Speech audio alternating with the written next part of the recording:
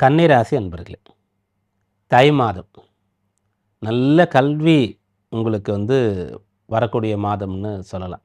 படிக்கிற பிள்ளைகளுக்கு தை மாதம் அவ்வளோ சாதகமாக இருக்கும். நீங்கள் இதுக்கு முன்னாடி அப்படியே மலைத்து போய் ரொம்ப மிரட்சியோடு இருக்கிறீங்க. ஒரு புதுசாக ஒரு கோர்ஸில் ஜாயின் பண்ணீங்க. அது உங்களுக்கு மலைப்பை தருகிறது, மிரட்சியை தருகிறது, பயம் தருகிறதுன்னா கூட அதிலிருந்து மீண்டு வர முடியும், நல்லா படிக்க முடியும். ஃபஸ்ட்டு இந்த மாதத்தில் உங்களுக்கு சாதகமாக இருக்கிறது இந்த கல்வின்னு சொல்லக்கூடிய யோகம் தான் அனுகூலமாக இருக்குது. பொதுவாக கன்னின்னு சொன்னாலே, கன்னி ராசி, கன்னி லக்னம்னாலே கல்வியில் அதிகமான ஈடுபாடு இருக்கும். ஏன்னா அது புதன் வலுக்கிற, சுக்கிரன் பலம் இழக்கிற ஒரு ராசி அது. சுக்கிரன்னு சொன்னாலே உலகியல் இன்பங்கள் சம்பந்தமான விஷயங்கள்.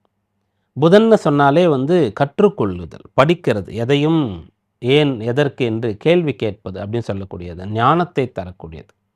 அதனால் உங்களுக்கு அந்த கல்வியில் ஈடுபாடு இருக்கும். இந்த மாதம் அந்த கல்வி உங்களுக்கு அனுகூலமாக இருக்கிறது.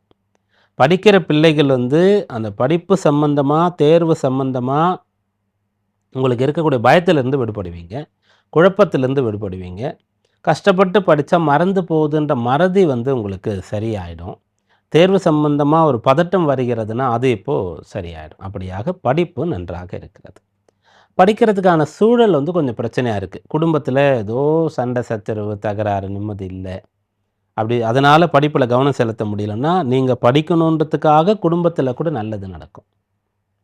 படிப்புக்காக உங்களால் அந்த ஃபீஸ் கட்ட முடியல அப்படின்னு சொன்னால், அந்த கல்வி கட்டணம் கட்டுவதற்கான வாய்ப்புகள் உங்களுக்கு நிறைய வரும். நீங்கள் நினச்ச துறையில் படிக்கலாம்.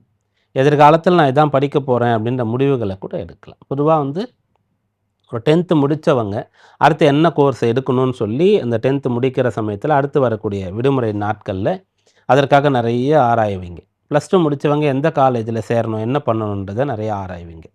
யூஜி முடித்தவங்க பிஜிக்கு போகிறதுக்குன்னு சொல்லி அந்தந்த கட்டத்தில். ஆனால் இப்போ நம்ம பலன்களை சொல்கிறோம் இல்லையா, இந்த மாதம் கல்விக்கு அனுகூலமாக இருக்குன்னு. அப்போ நீங்கள் இப்போ 8th 9th இருந்தால் கூட, அல்லது +1 இருந்தால் கூட, யூஜியில் ஃபஸ்ட் இயர் செகண்ட் இயராக இருந்தால் கூட, அடுத்து என்ன படிக்கிறதுன்றதை நீங்கள் சிந்திக்கலாம். இப்போ உங்களால் சரியான முடிவை எடுக்க முடியும். கல்வி ரொம்ப சிறப்பாக இருக்குது. கன்னியில் இருந்து யாரெல்லாம் பிஸ்னஸ் பண்ணுறீங்களோ உங்களுக்கு நல்ல பார்ட்னர் கிடைக்கிறது. அந்த அந்த பிஸ்னஸ்க்கான ஒரு லோன் கிடைக்கிறது அப்படின்னு சொல்லக்கூடிய விஷயங்கள் நன்றாக இருக்கிறது. வேலையாட்கள் நல்ல வேலையாட்களாக உங்களுக்கு அமைவாங்க. நீங்கள் பிஸ்னஸ்க்காக கேட்கக்கூடிய, எதிர்பார்க்கக்கூடிய அந்த அனுமதி, அப்ரூவல் இதெல்லாம் கிடைக்கக்கூடிய அம்சம் இருக்கிறது. கவனமாக இருக்க வேண்டியதுன்னு பார்த்தா, பூர்வீக சொத்தை யாராவது விற்கணும்னு இந்த மாதத்தில் நினச்சிட்டு இருந்தீங்கன்னா அதை மட்டும் பண்ண வேண்டாம். நீங்கள் இப்போ இந்த மாதம் விற்காமல் இருந்துட்டிங்கன்னா விற்க வேண்டிய சூழலில் கூட தாண்டி வந்துடுவீங்க. ஒருவேளை அப்படி இல்லைன்னா கூட அப்புறமா அதற்கான காலத்தில் விற்றுக்கொள்ளலாம். பூர்வீக சொத்தை விற்க வேண்டாம்.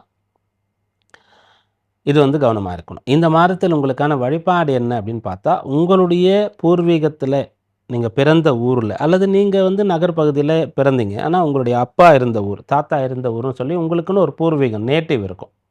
அங்கே போங்க. அங்கே போயிட்டு நீங்கள் போகிற சமயத்தில் தை மாத வெள்ளிக்கிழமை வந்தால் அங்கே அந்த கோவிலில் வழிபாடு செய்யுங்க. அமாவாசைன்னா அதுக்குன்னு சில வழிபாடுகள் ஊரில் குலதெய்வத்துக்கெல்லாம் செய்வோம். அப்படியாக இந்த மாதத்தில் உங்களுடைய பூர்வீக குலதெய்வ கோயிலுக்கு சென்று வருவது மிகச்சிறந்த பலனை தரும்.